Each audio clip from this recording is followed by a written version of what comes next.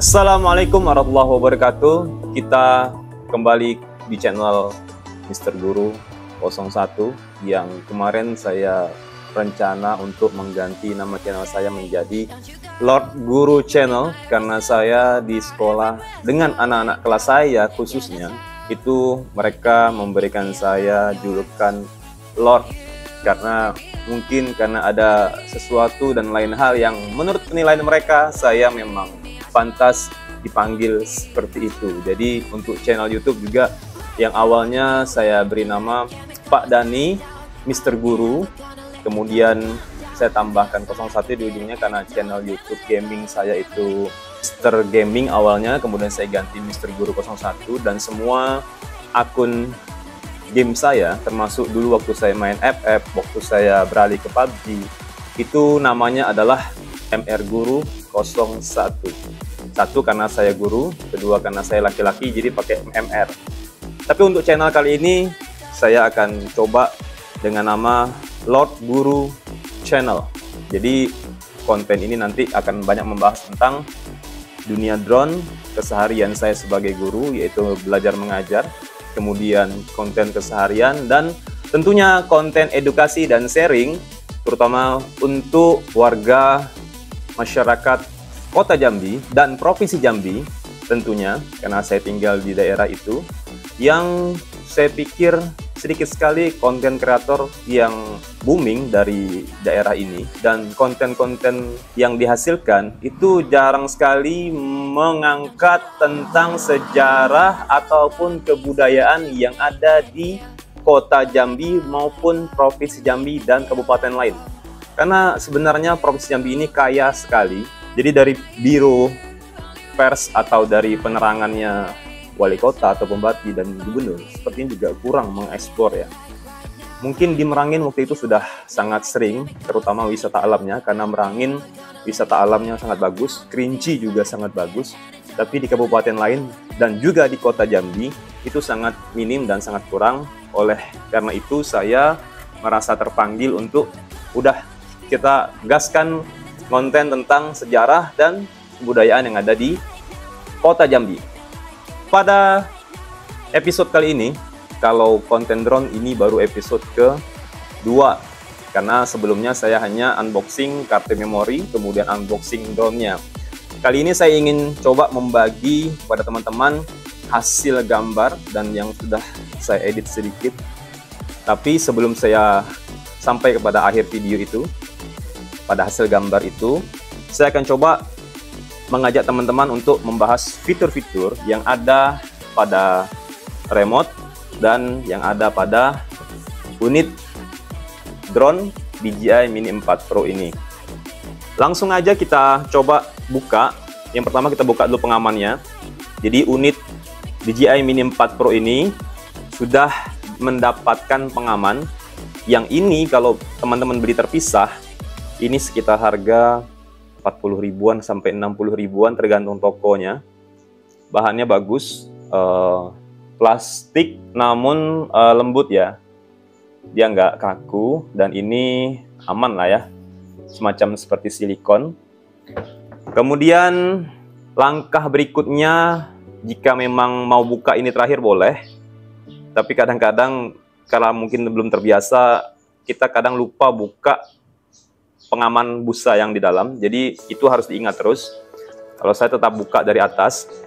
Jadi kapanpun teman-teman mau mencoba mengaktifkan drone ini, teman-teman jangan lupa untuk membuka sayap-sayap atau motor-motor dari drone teman-teman.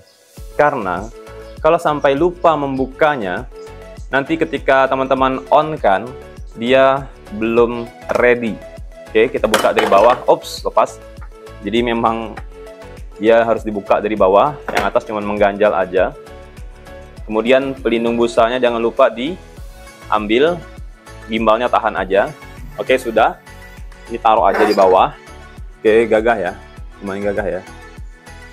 Mini 4 Pro. Jadi untuk 2025, kalau teman-teman tanya drone yang masih worth it, harga terjangkau, fitur menarik, hasil gambar bagus, Saya hanya bisa merekomendasikan dari merek DJI, boleh dari merek lain seperti Atom atau SGRG.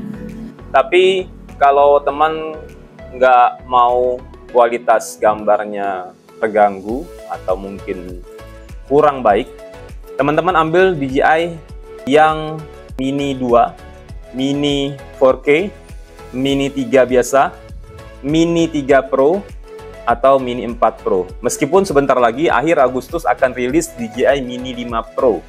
Tapi nggak apa-apa. Untuk 2025, kalau teman-teman pengen beli DJI yang harganya masih terjangkau di kantong, tapi fiturnya sudah sangat mendukung untuk pengambilan gambar beresolusi tinggi. Kalau di Mini 3 Pro 4K 30 fps, kalau di Mini 4 Pro dia sudah support sampai 4K 60 fps. Jadi dibandingkan Mini 3 Pro dia di atasnya. Jadi kalau Mini 3 Pro 4K 30 fps dan di Mini 4 Pro 4K 60 fps. HD kan cuman 1080. Nah, ini di atasnya. Jadi kalau di HP, di handphone teman-teman juga ada fitur seperti itu.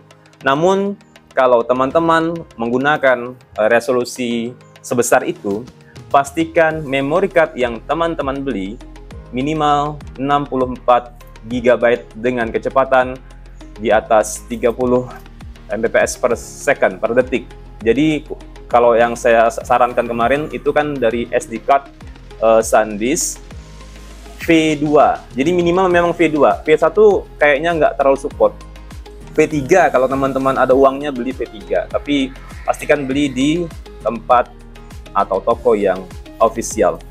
Oke, kita on-kan saja. Kita mau buka fitur yang ada pada DJI Mini 4 ini, karena saya lihat konten-konten di YouTube sedikit sekali yang membahas tentang DJI Mini 4 Pro, karena memang drone ini termasuk jarang dimiliki orang. Jadi memang kita akan ulas sedikit demi sedikit, meskipun sudah banyak yang mengulasnya di YouTube. Namun kita mungkin akan mengulas dari sudut pandang yang lain, karena pengalaman setiap orang berbeda-beda. Kalian bisa belajar dari pengalaman saya, bisa belajar dari pengalaman orang lain. Saya juga bisa belajar dari pengalaman mereka, juga sebaliknya mereka juga mungkin bisa belajar dari pengalaman saya, karena experience atau pengalaman itu setiap orang pasti berbeda. Oke, kita buka aplikasi DJI-nya. Sorry agak silau ya, dan agak berisik karena kita syutingnya siang. Biasanya kita syutingnya agak malam, jadi kendaraan itu agak kurang lewat. Kita belum punya studio syuting, kita sambil jaga toko aja, mengisi waktu dan membuat konten. Kemudian nyalakan pesawatnya. Cara menyalakan kemarin sudah kita bahas, tekan sekali, tekan lagi sekali lama. Sekitar 3 detik tapi, 2 detik sampai 3 detik, nggak terlalu lama kok. Oke, dia akan kalibrasi.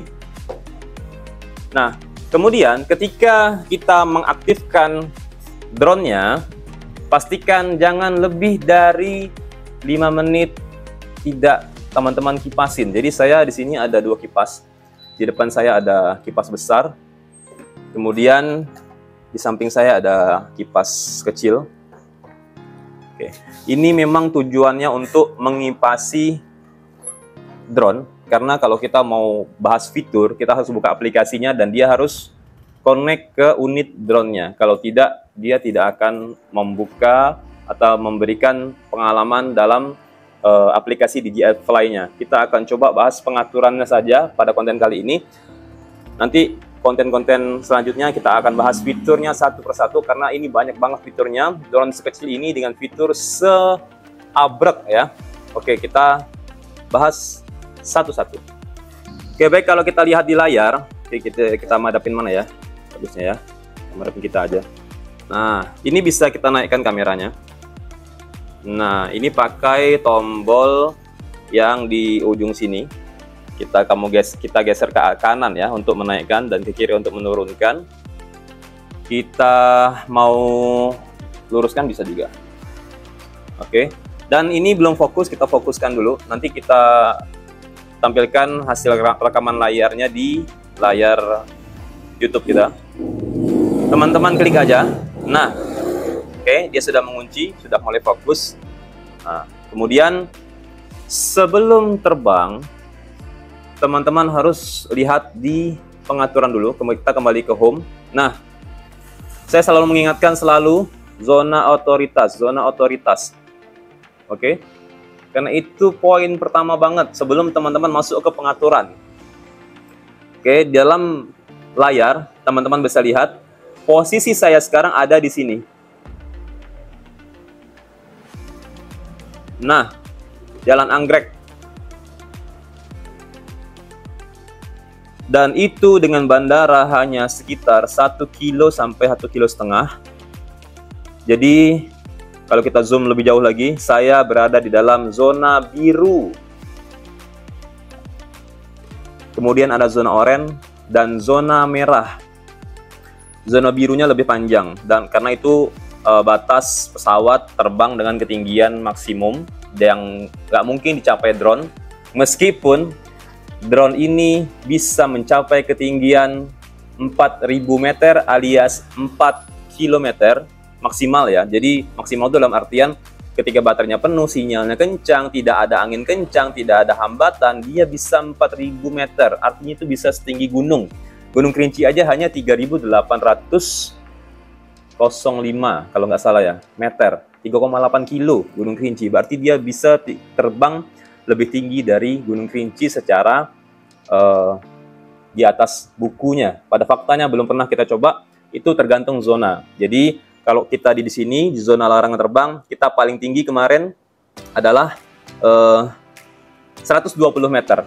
Bukan berarti dia nggak bisa lebih tinggi lagi, itu karena zonanya, karena tempat kita menerbangkan. Jadi kalau kita mau main drone asik, kita harus keluar dari zona oranye ini, karena zona biru itu sudah susah sekali. Zona oranye masih diberikan, meskipun kita masih bisa terbangkan, tapi izinnya susah banget. Saya kalau menerbangkan di daerah sini susah banget izinnya.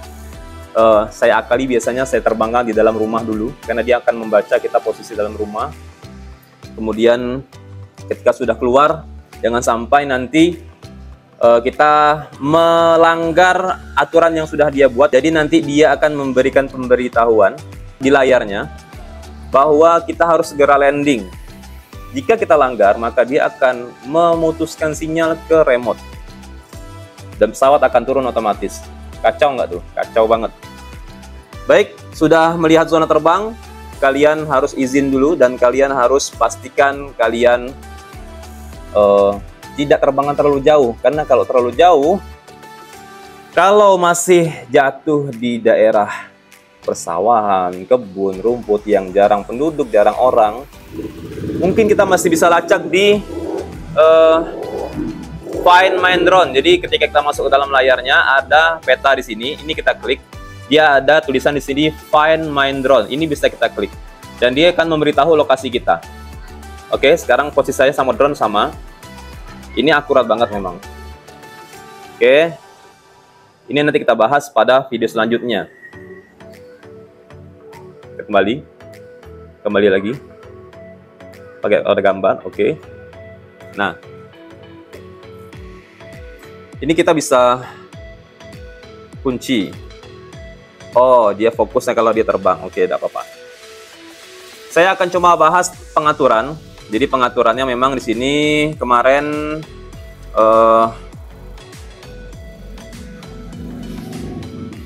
oke, ini akunnya udah akun saya memang. Jadi pastikan kalau teman-teman beli dari tangan kedua, akun dari pemilik yang lama itu harus di unbind atau dia harus keluarkan, bersihkan supaya teman-teman bisa login ke akun GLPI-nya, karena dia satu pesawat satu akun, tidak bisa dua akun. Nanti teman-teman beli second ternyata akunnya belum di unbind, harga murah, tergiur beli, ternyata nggak bisa dipakai main, cuma kita mau balikin orang udah ngilang. Jadi hati-hati kalau beli second hand atau apalagi di online dan transaksinya dia mengajak di luar toko online, jangan sampai ya. Oke, kemudian saya sebenarnya di sini ingin menunjukkan pengaturannya. Oke, kita klik titik 3 yang ada di atas tadi. Di sini teman-teman bisa lihat keselamatan. Ketika kita mau menggunakan konten untuk mengikuti track kita berjalan, maka teman-teman bisa pakai bypass karena dia akan menghindari objek yang ada di sekitar dengan sensor yang dia miliki. Jadi sensornya memang ada 6 ya. 1 di depan, 1 lagi, 2, 3, 4. Ini semua punya sudut. Ini sudutnya ke depan sini, ini sudutnya ke depan sini. Yang ini ke belakang, yang ini serong ke belakang. Di bawah 2. Ya, di bawah 2 plus infrared dan plus lampu LED. Jadi ini lampu LED bisa dipakai kalau malam, dia otomatis akan menyala untuk take off dan landing. Tapi kalau teman-teman mau main di tempat sempit, dalam ruangan, kemudian tempat yang banyak halangannya, teman-teman pakai brake karena dia nanti akan berhenti. Kalau mati, maka otomatis dia akan nabrak. Dan kalau dengan kecepatan 40 km per jam, kemudian dia menabrak tembok atau menabrak objek lain, otomatis game. Kemudian opsi melewati normal. Ini saat mengendalikan pesawat melalui stick kendali, pesawat melewati rintangan secara proaktif dan menjaga jarak aman dari rintangan. Oke. Kalau cakap, saat mengendalikan pesawat nir'awa dengan stick dengan kendali dan opsi cakap aktif, pesawat nir'awa menghindari rintangan dengan perubahan ketinggian lebih mulus dan terbang lebih halus, tapi hal ini meningkatkan resiko tabrakan. Gunakan dengan hati-hati, datal aja, saya nggak berani. Kita pakai yang normal aja. Tampilan peta, aktifkan saja. RTH tingkat lanjut, preset. Ketika RTH diaktifkan, pesawat nir'awa akan naik ke ketinggian yang telah ditentukan sebelum kembali. Jadi, kalau teman-teman main dalam ruangan, jangan diaktifkan RTH. Kalau teman-teman main hanya ketinggian 20 meter, 15 meter, jangan aktifkan RTH. Nanti bikin gawe atau bikin kacau, ya. Nanti akan saya jelaskan.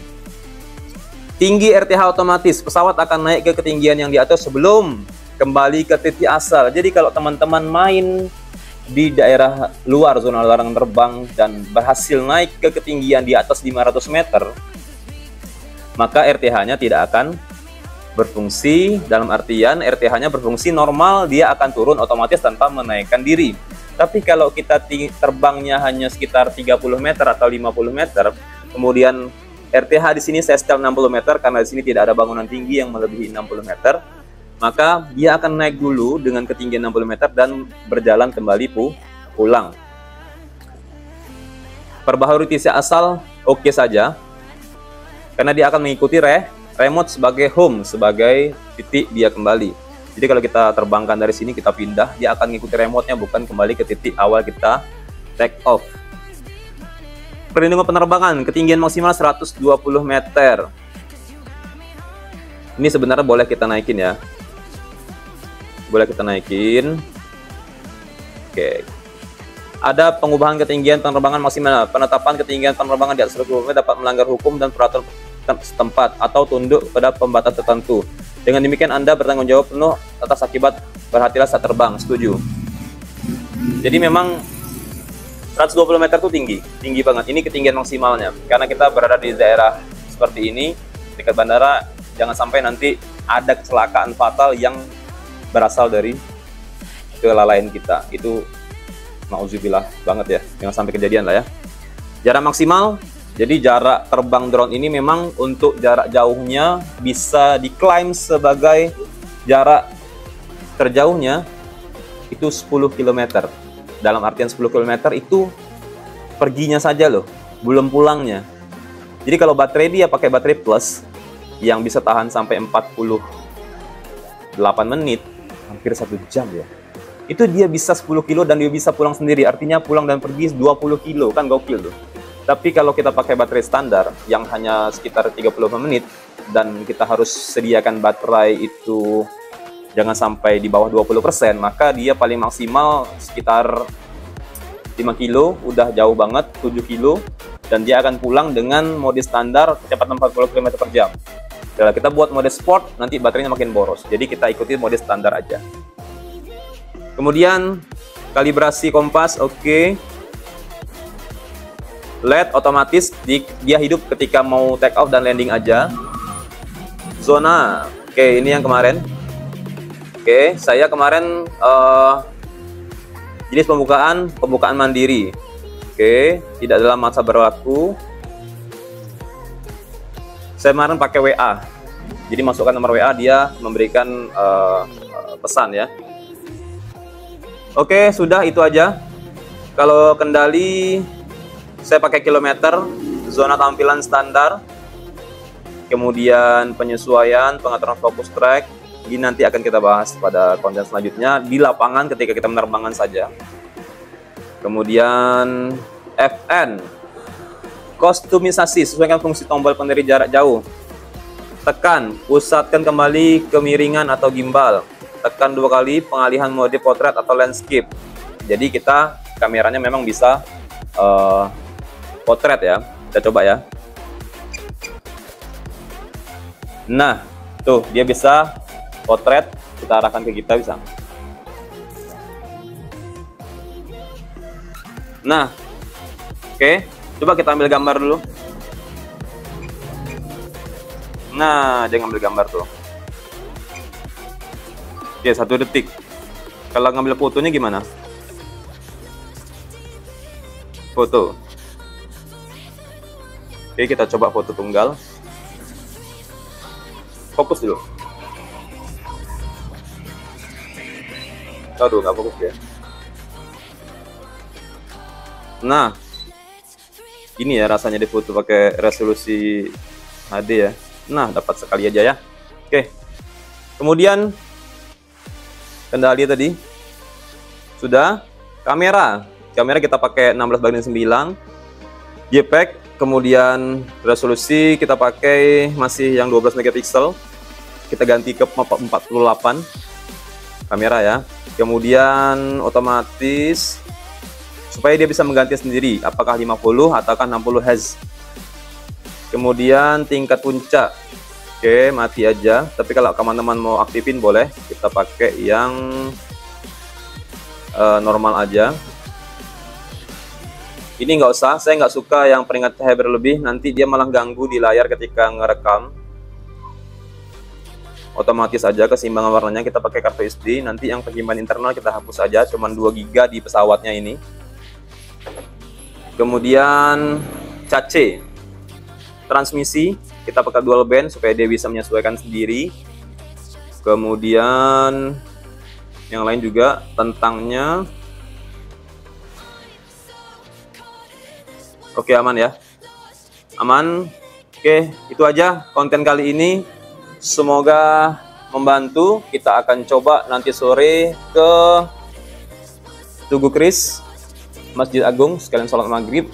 Kemudian kita akan main coba ke Danau Sipin dan Gentala Arasi kalau terkejar. Jadi view Gentala Arasi sore dan malam hari. Semoga lampunya nyala. Terima kasih yang sudah menonton. Jangan lupa like and subscribe, juga share ke teman-teman kalian.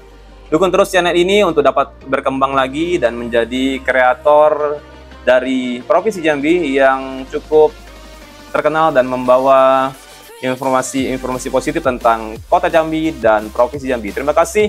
Assalamualaikum warahmatullahi wabarakatuh.